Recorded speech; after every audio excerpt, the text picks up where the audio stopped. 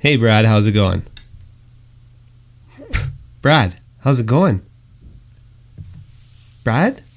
Oh, sorry. I just it was a long flight back from Carolina. I apologize. How's it going? I'm good. Thank God.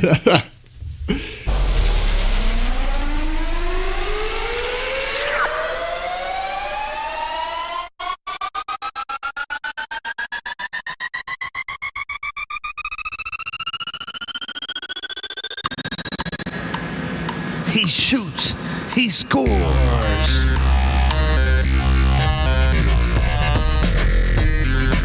You're listening to The Neutral Zone with Brad and Mark. Coming at you from the land of the free.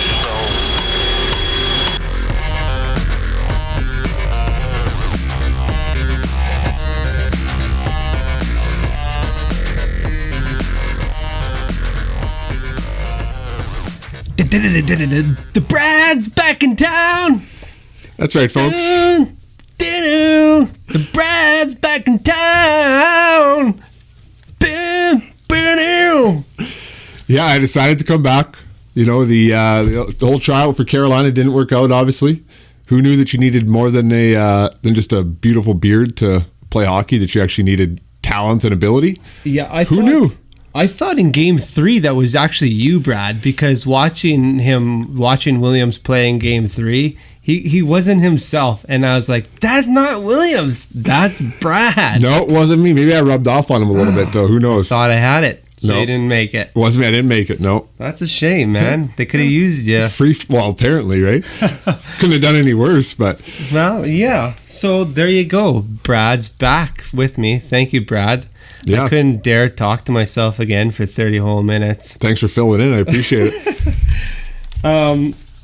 So I'm just going to go off. We're going to start here. Yeah, We're going to let's go. recap the last show in case you didn't listen along with our last one. That's okay. We'll take a minute or two to fill you in and maybe refresh Brad's memory as well. Yeah. And honestly, probably my own. I could use it. Last week, we were visiting the fact that Brad was in Carolina and now he's returned. Check. I talked about Boston way too much. If you're a Boston Bruins fan and you happen to be listening today, after you're done listening to this one, go back again and listen to that one because I won't ever talk about that team so much again. I'm surprised you did. I gotta. Yeah. No, that's okay. They're a good team. We might be talking about them quite a bit. Depends. Yeah. So Boston was up 2-0 in their series against Carolina. We're definitely going to talk about that again. I'd like to hear what Brad's got to say about that one this time. And the St. Louis and San Jose series was at 1-1 apiece. Mm-hmm. And I think it was just that night I was listening to it that they had won 4-2 and took a 2-1 lead, I think. And that was the game was that the hand pass game? No, that was the next one. Okay. Then we talked about the losing teams, Not the losing teams. There's teams that are, bigger losers than them, I guess. But kudos to them to making it so far in the playoffs. And I had to talk about them, give them a little bit of credit. Who's and also this? talk about how they have to improve. Columbus, yeah. Islanders. New York, yeah. So we talked about those guys. This week, we're joining you. One series is already over. Yeah, Stanley Cup is half set. It was a sweep. Yeah. Boston just blew Carolina out of the water. The experience, I think, just showed there, right? And that was an interesting. I don't know. I never looked at it. I don't know if you looked at this or not, but is that the first time in NHL history that it's been sweep? Like it's Oh man. So New York Islanders swept the Penguins. Carolina swept New York Islanders. Boston swept Carolina. Mm-hmm. I don't know if that's ever happened before, where it's been the team that swept the team before the round before has been swept the next round. So that's an interesting one. And if that pattern holds true, it doesn't look good for Boston. That would be the progression, right? Sorry, Boston fans. I think that's the first time that fact has probably been mentioned.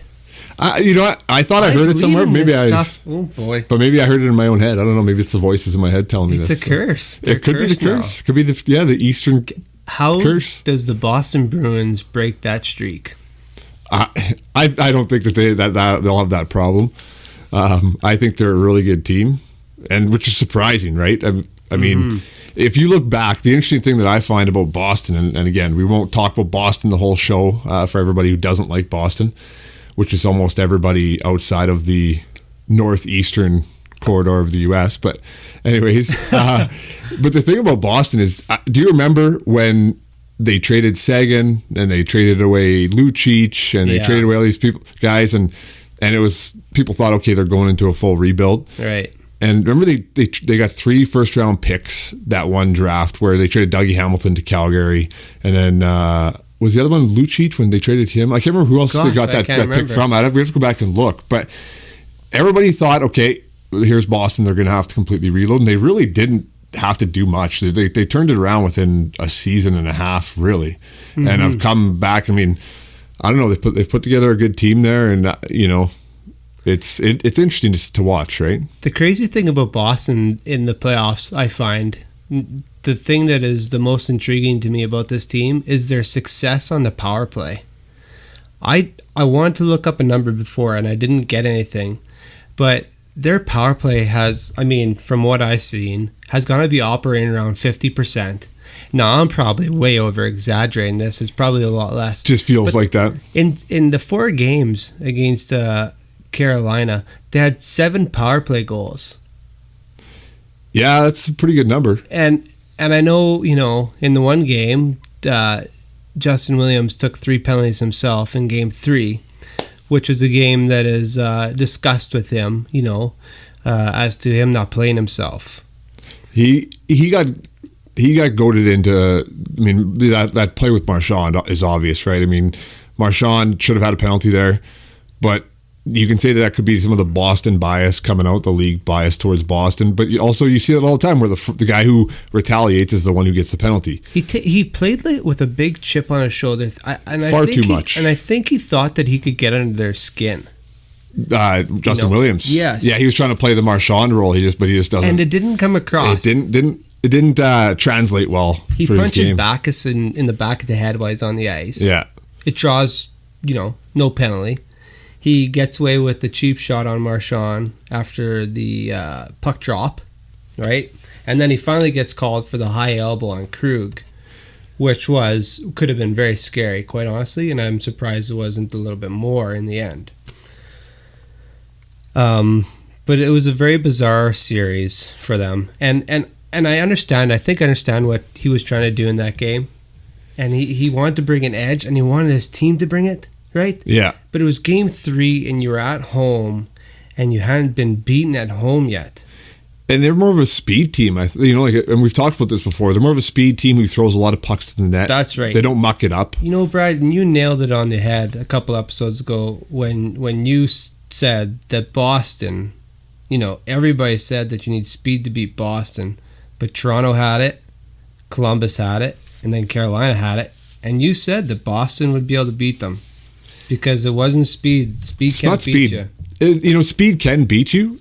It's just, I think more so than ever, you and I have talked about this off air, these playoffs in relation to a couple teams who were really good look at the top 2 teams in the whole league, right? You look at Tampa Bay and Calgary. I mean, they were far and away the best teams in their respective conferences, and they're both teams built on speed, and both teams that are built to be, they're small, a little smaller, right? Yeah. Two of the smaller rosters in the league, definitely not known for their rough and tumble. And you look at the teams who are left now, the 3 teams who are left, and what do they have in common? I mean, they're all big teams, or they play big at least. Boston is not maybe the biggest team overall, but they play a rougher style of hockey, and that's playoff hockey, right? And I think, we kind of talked about this too, what Rod Brindamore was saying about them needing to call the play differently. I actually agree with that. I mean, I'm one of those old school guys. I love a rough and tumble, hockey game.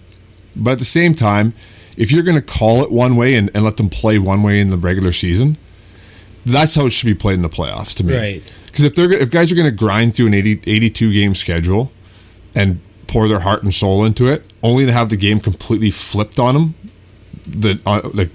from one week to the next when the playoffs start. Right. That just doesn't translate to a fair balance to me. Like if we're trying to reward the teams who've built themselves a certain way, and you're trying to get a game built on speed, then why does that change in the playoffs? That's my take. I don't know. What do you think, Mark? No, it's a very good point. I totally agree about it. I don't think it should change from the regular season to the playoffs. Not as drastically, at least. And just touching on that topic since you brought it up, I think it kind of brings up the whole review thing about reviewing more than what they are now. And Rob Brindamore was vocal about it after the series was done, and he wasn't talking about his own games. It was after the San Jose St. Louis one, with the hand pass. Yeah, which has been huge and controversy. He said he was sitting at home on his couch watching the game with his son, and they noticed this happen. And he said, watch how long it takes them to figure that out. And then just watch how fast it takes us. And he says no more than like 3 seconds later, boom, NBC is playing a replay of the incident. Meanwhile, the refs are still trying to figure out what's going on, right? They look up and they see what happened, but they can't do anything about it, right? Because the play is already called. And he's saying, now Rob Brindamore also goes to say that, he believes that the two refs should be in the penalty box, and the two linesmen should be on the ice. And the refs can call it from the penalty box. So this just opens up a whole nother conversation here. And we'll get to that. Okay, we'll get to this. Yeah. No, okay. We'll talk about it right now, actually. I like how Rob Brindamore brings up this whole subject, because it is a very hot topic right now in these playoffs, and on how substantial some of these calls have been to some of these series. They've really impacted the playoffs and how the outcomes have been. Yeah. I mean, by far the greatest missed call we've seen this year, or made call in a long time, actually, was the Game 7 against Vegas and San Jose, when Reeves got charged a 5-minute major for a cross check. It was Eakins. Eakins. That's okay. Yeah, I agree. And I have a few thoughts on it, and I don't know what you're thinking, Mark. My thought is this: I don't remember in my lifetime, and I probably wrong. No, there has been one other one, and the other one I'll get to in a second. But what I'm driving at is I don't remember very many times where I've seen a call that completely changed the complexion of the playoffs, like completely. So.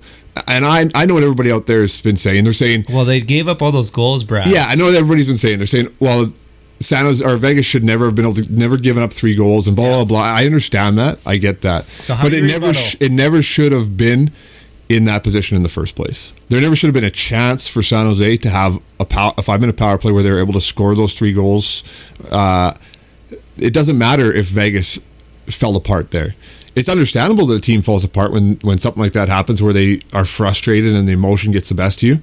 So, to me, they never should have been put in that position in the first place. To me, today, I'll go as far as saying it's an illegitimate playoffs. As long as San Jose is in the playoffs, it's illegitimate. To me, that's what I would say, because they never should have been there in the first place. I understand the breaks of the game, all of that stuff. It would be very crazy if they went on to win the Stanley Cup. It would be, and I think that it would have a huge asterisk beside it because of that and because of the hand pass.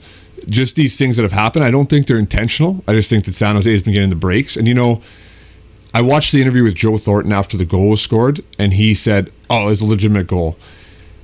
Even those guys know that wasn't a legitimate goal. Come on, you got to be joking me if you think that was legitimate.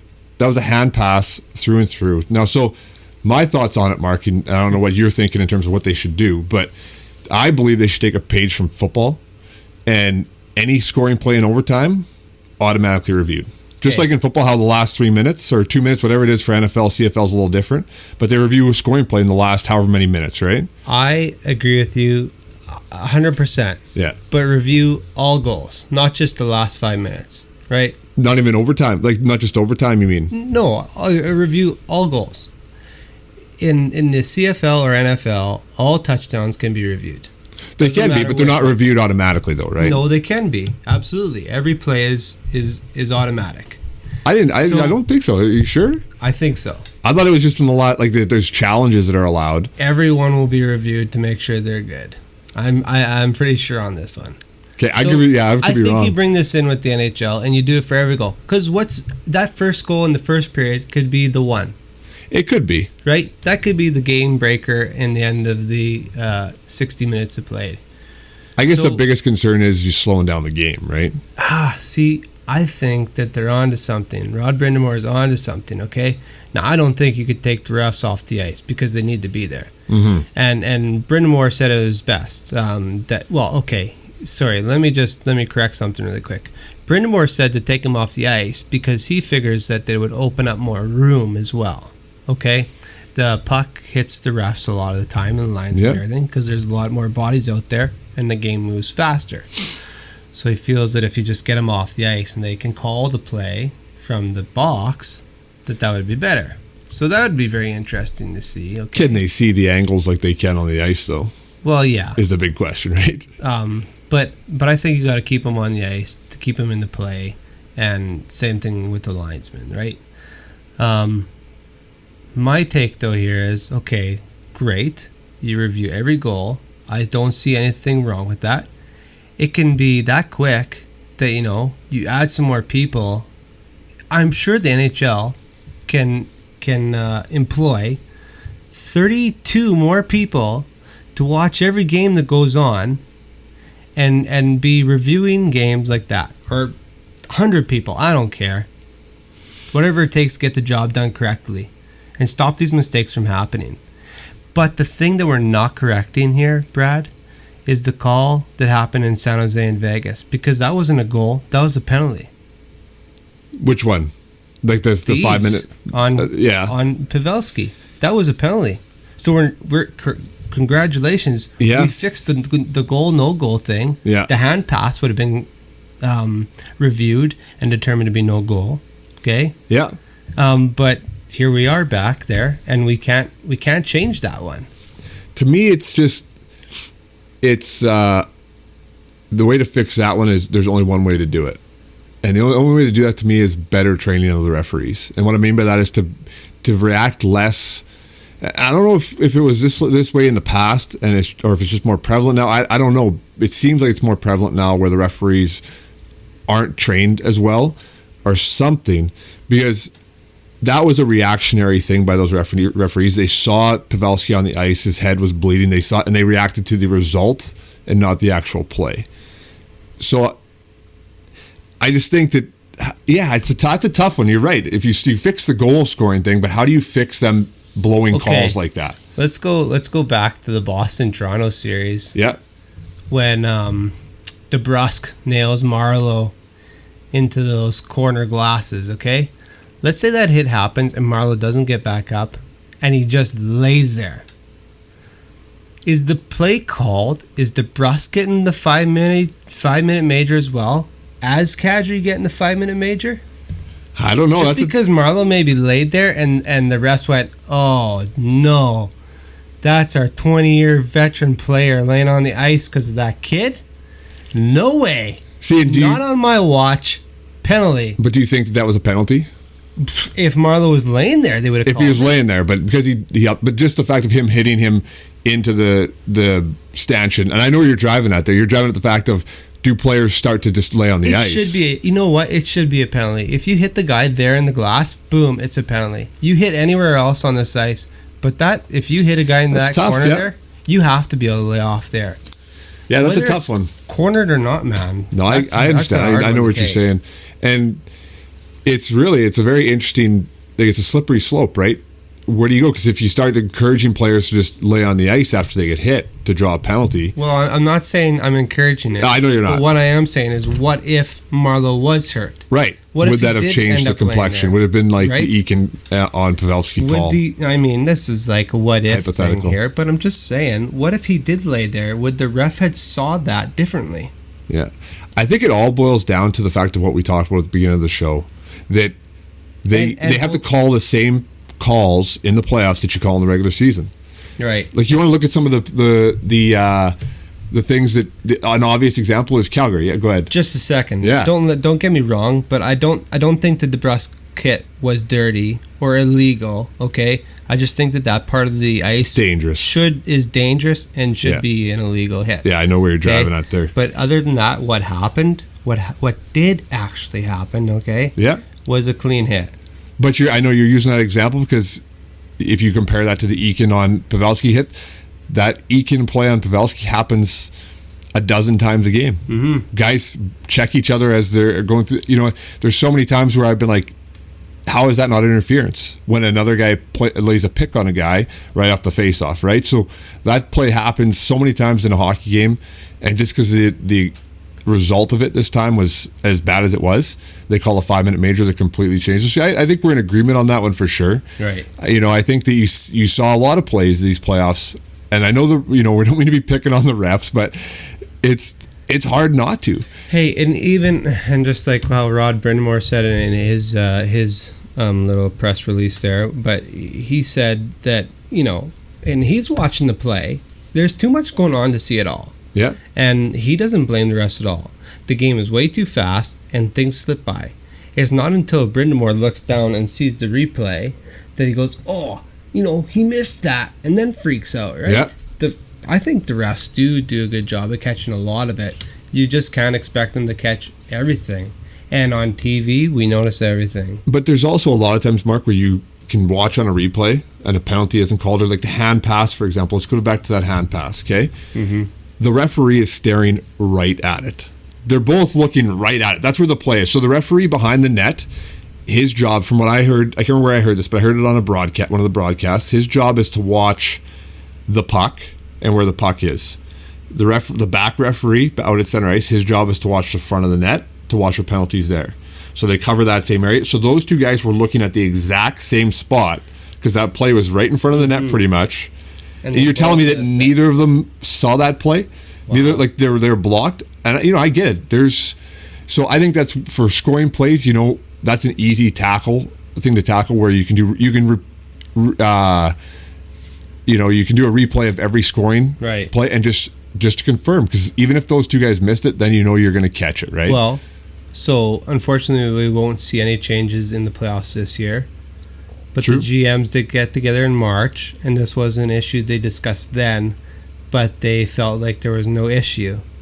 Now there is a GM meeting scheduled for next month before the draft in Vancouver, and I'm sure now it's going to be a hot topic. So we'll have to see what comes out of that. And that would be very interesting. Did you get a chance to watch much of the Tampa and Columbus series?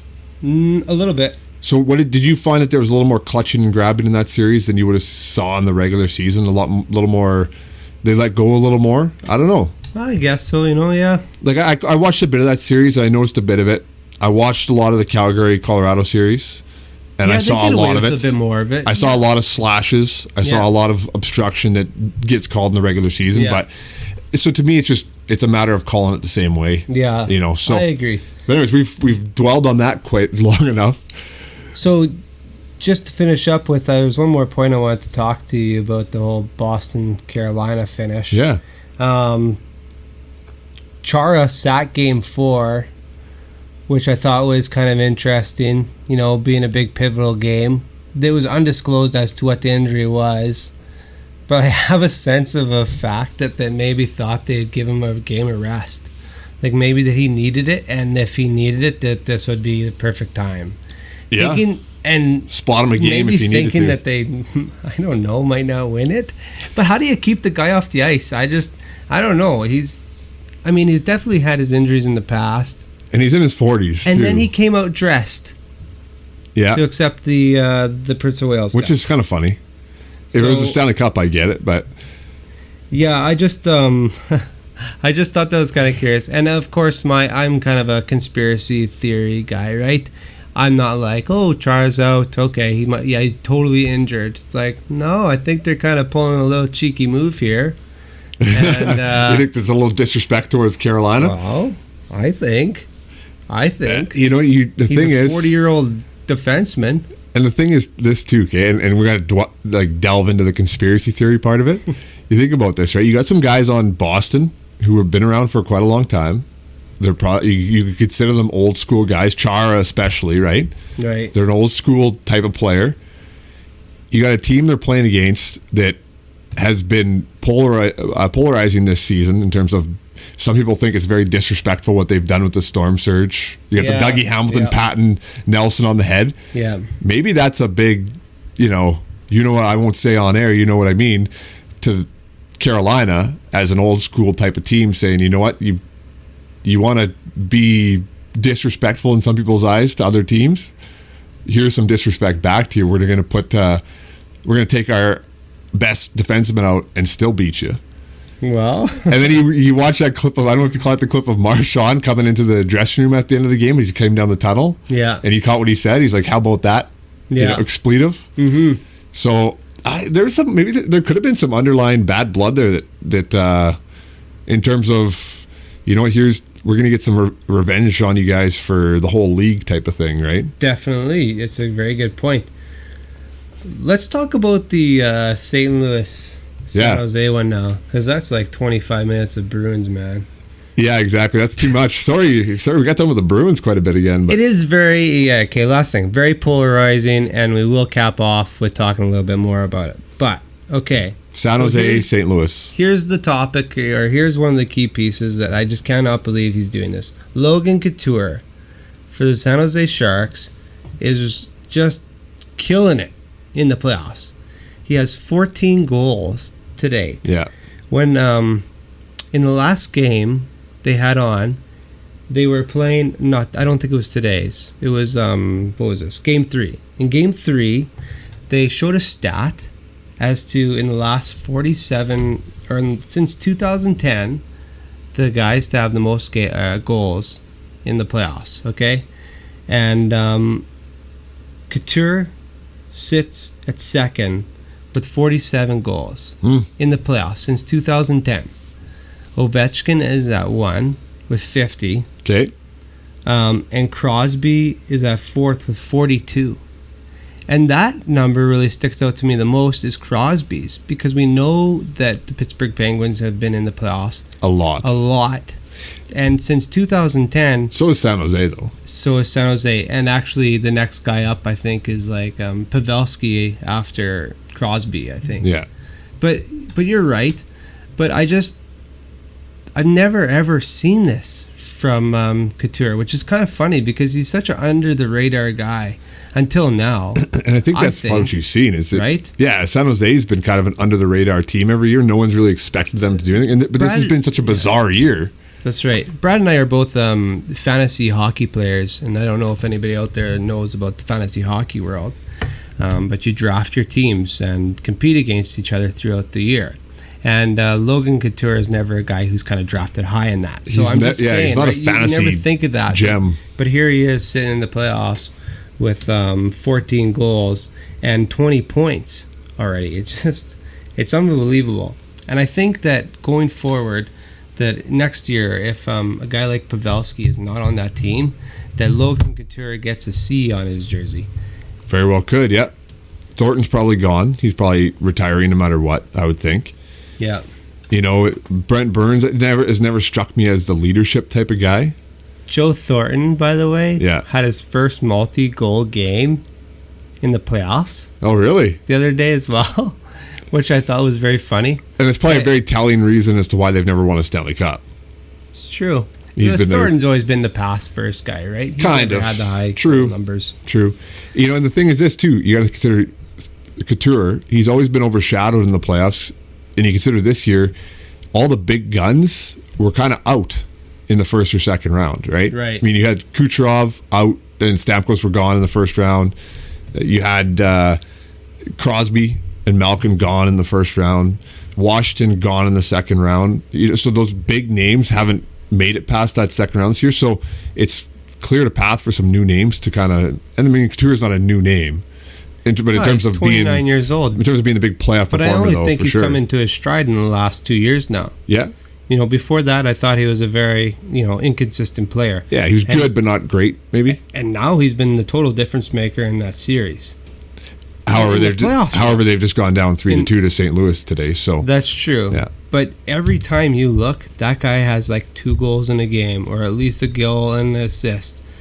It's remarkable. what yeah, he's been doing really well. And good for him. He's definitely been a difference maker in that. Yeah. The other guy now is Bennington, who finally got a shutout in the playoffs. And I'll eat my today. words. I'll eat my words on that one again too, because I remember at the start of the playoffs when we were talking about it, I said that I didn't think Binnington was going to be able to carry the team. I thought him being a rookie was going to shine through eventually. He's proven us all wrong, or me wrong. He's proven probably a lot of critics wrong. He's definitely doing it, and I kind of added up all the goals in the series because I thought that St. Louis had scored a lot more than them, but it's actually only a 2-goal difference there. So it's been really close, and Close they're both series. scoring. Yeah. Um, And here's the question: if Yeah. St. Louis wins the whole thing, is he the Conn Smythe? Binnington? I think so. I think he is. Yeah, absolutely. I think without a question, right? I think this is Absolutely. probably one of the first times if St. Louis pulls it out and beats San Jose, moves on to the Cup Finals. This is probably the first time that the 2 front runners for the Conn Smythe would be the goalies. Absolutely. Yeah, you're totally right, Brad. It'll be interesting to see. And the other aspect of it is, I don't think anybody's surprised that Boston is there necessarily. You know, with who was eliminated the first round. You know, losing Tampa losing out and all that. I mean, those were the guys who were supposed to be there from the East. Right. But Boston is not necessarily a surprise. Right. St. Louis, though, and we've touched on this before. I mean, again, nobody saw them turning it around the way they have. So that's quite the story if they make it to the Cup Finals. Well, they're so well-rounded right now. I think that St. Louis has got to have the edge here. Just after watching a little bit of today's mid-afternoon game, when St. Louis beat San Jose today 5-0. San Jose's banged up now. Yeah, you know, Erik Karlsson, I don't think there's any way that he can continue in Game 6. I just, you know, watching him, you know, we watched the highlights before we recorded here tonight because I didn't actually get a chance to catch the game, unfortunately. But he just, obviously, like that on their goal where Tarasenko got taken down and they had the penalty shot afterwards, he just doesn't have the wheels anymore, with his injury, right? And that's obviously affecting the team. Even the pass from behind the net on the earlier play, getting in front of the net, he doesn't have it. He can't go down. He can't go down to block a shot. He stands there and he screens his own goalie and costs him a goal. He Stands cost him sideways. 2 goals in that game, as far as I can tell. And you can't have that. I bet you he wanted to come out for third period, and you know, kudos to him. He's trying to be a trooper, and he really wants to be there and helping his team win. Exactly. But they're going to sideline him, man. And I think who they knows? kind of have to. If San Jose comes back and wins this series, I don't think he'll still be with them. Not for the rest of the series, anyways. I think that maybe if they stretch it out 7, he comes back in the finals, obviously. Well, and you very well could have seen the last game that he plays with San Jose, because he's a free agent in the off season too. So who knows if he's re-signing with that team or not? There's no way anybody's signing him to any big contract. Not with that groin injury. That's the it's the sad thing for him. You know, he took the chance, and not saying he orchestrated himself getting traded, but he, you know, from the reports we heard, he could have signed a $9.5 or $10 million deal in Ottawa if he'd wanted to. Probably. Yep. He didn't. Maybe he should have taken the money. Maybe he should have taken that money, right?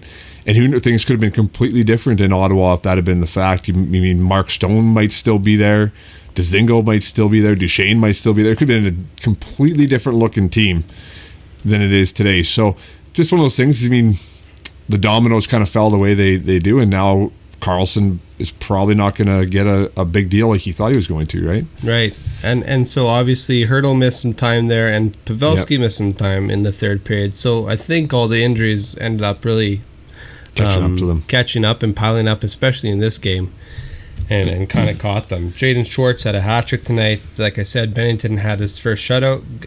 I mean, I love the team.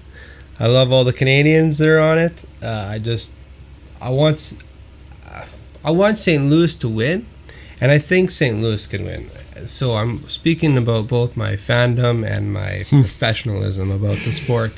Yeah, it'll be an interesting series between them and Boston if that's what it is. Now, however, if Karlsson's not playing the next game, whoever they bring in to fill in that position, might actually help them out and maybe end up forcing a Game 7. I don't think they have the depth there. I don't think that beyond Burns, Vlasic, and Carlson, they have the depth. And Braun. I mean, Braun is kind of their number 4. Right. I just don't think that Dylan and whoever else is playing there with them is just, there's not, obviously, I mean, they're not an Erik Karlsson, you know what I mean? So I just don't think they have that solid depth that can fill in. Mm-hmm. We'll see, though. I mean, I've been wrong about a lot of things in these playoffs. So Brad, who are you jinxing in this series? Well, I'm picking St. Louis to move on, so maybe it's jinxing them, I guess. I don't know. I think it's a good pick. I'm picking St. Louis, too. So if you're jinxed, so am I now. Yeah, there you go. Yeah. And now we have to say it, because this is what I wanted to say the whole time about Boston is I think of both teams, both St. Louis and San Jose, as speed teams. There's some toughness to them too, though. Can either one of these teams beat Boston? If they play their own game, yes. If they play Boston's game like everybody else in the playoffs that has played them, then no, they can't. Because I mean, you look at Carolina. Carolina played into Boston's hands, in my opinion, in that series, and it just. And plus, I think they also just ran out of steam. You know, They kind of had a full head of steam, and they just ran out of it. I mean, I think they ran into a New York squad that didn't have Boychuk, which was one of their pillars on defense, which is what they're built around. Right. So they got a little fortunate there. Carolina did, and it just the fortune ran out at the end of the day, right? So, but for playoffs wise, though, like I said, I think it's going to be Boston, St. Louis, and I never would have picked that at midseason. So it's been. Nobody would have. Yeah, very interesting. This is why playoffs are so much fun to watch every year. Yeah. So you picking St. Louis? I'm picking St. Louis. Do you think it's in 6 or 7? Oh, to win the cup though? No. Just to move on. Are they going to do it in 6 games, or is it going to take the full 7? I think it'll be 6 games. They're going home, right? And they're going to have home ice advantage. I think they'll close it out in 6. Yeah. What do you think? I agree. I think they're really a focused team right now. Ever since that whole hand pass call, I think it's stuck with them, man. Yeah, they're not letting that go. Use that as a catalyst to. Yeah, I think that's what. I think. And that's they've gotten a little bit, right? They've gotten a little chippy too. Like, you know, there's been some borderline calls, like Hurdle getting hit in the head. Bennington was asked after the game today in an interview whether or not the team is fueling off that no hand pass or that no call. Yeah.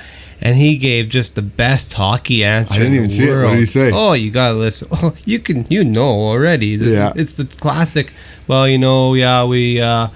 we stuck together as a team, so we won as a team, and we're just all giving in a grade A effort. It was something like that. It's totally cliche. Yeah. Hockey players are the best for that, right? They don't deviate from the script too much. Nah, but I think when he says something like that, it's totally true that they're playing off of it. If you weren't, then you would just say no. Exactly. And he did kind of say no, but then he goes in. He does say kind of no, but then he goes into the whole cliche hockey spiel. So. I don't know what to think. Good old hockey players, yeah.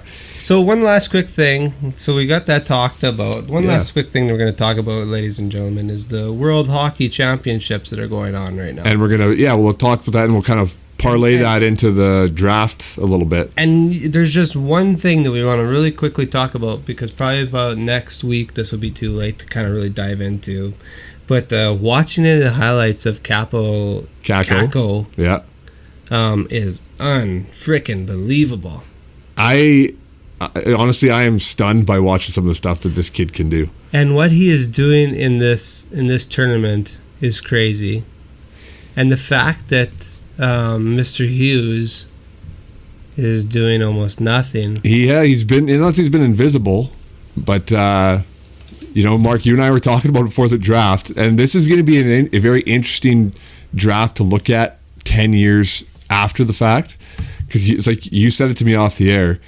New Jersey's they're in a great spot to be able to pick number 1, but it's also a pretty bad spot, because if they mess this pick up, who's picking number 2? It's New York. It's not like it's a team out west. It's not a rival or anything like that. So if they mess up and they let the wrong guy slip to New York at number 2, that's going to haunt them for a long, long time. And I can already hear it, and it doesn't matter which way you say this. It's going to be Kako against Hughes. Kako versus Hughes. Exactly. And I hope that the NHL, if they've I don't know if they've released the schedule for next year. I don't know. I wonder if the very first game would be awesome to have New York and New Jersey play against each other. And it's a divisional game, so you could play it out that way. So I don't know if anybody who's listening to this, our millions of followers that we have listening to our show, I don't know if you guys have watched some of the highlights, but I don't even know Mark, you saw that move that he did in his practice shootout. I don't know what you even call that, like the stick drop, hand clap, or whatever you want to call it. I mean, this kid's hands are, like Kakko we're talking about, are unreal, right? So fast. Yeah. The which one was that? The goal against Finland as well? No, he plays for Finland, so it was against, was it Italy or Germany or something like that?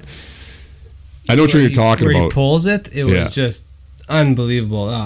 Brain fart. Yeah, totally pulls it in and out of the defenseman, around the goalie, back in front of the net. From behind the net, pretty much. Like at speed, too. He didn't even break stride. If I were the New Jersey Devils, I would be picking Kakko hands down. I think I would, too. Are they not both wingers? No, Hughes is the center. Yeah, right? Hughes is the center, and that's one of those things where it's how much value do you put on that. But you got to pick the best player available. I think regardless of position. I think so too. And it's a tough one though, because Hughes has been the consensus number one for so long, and then Kakko has kind of come in and closed that gap. I think you find out who New York wants, and if they want Hughes, you trade to them. Well, if you want Hughes, you trade us the first for the second because we'll take Kakko. I doubt they do it. But it would be sneaky as the Devils to do it because they might be able to get some pieces out of it. If you want Hughes that bad, well, we're willing to trade. But yeah, I think you just gotta. I mean, as New Jersey now, you just have to trust your scouts, and you have to just go off gut. Don't pick Hughes just because he's been the big name and the consensus number one. Well, I would love to see Kakko go number one. I would too. That'd be just for a great story. Yeah, it'd be interesting to see. And I don't know, would he be the first ever Finnish player to go first overall? Yeah, he would. I think he would be. Yeah. So it'd be very interesting. And I think, me personally, in terms of all around hockey player, I think he's probably one of the best Finnish players we've seen in a long, long time since Solani, right? I think he's better than Laine. I think he's obviously better than Puljujärvi, which is not hard to do at this point. Lot. Yeah.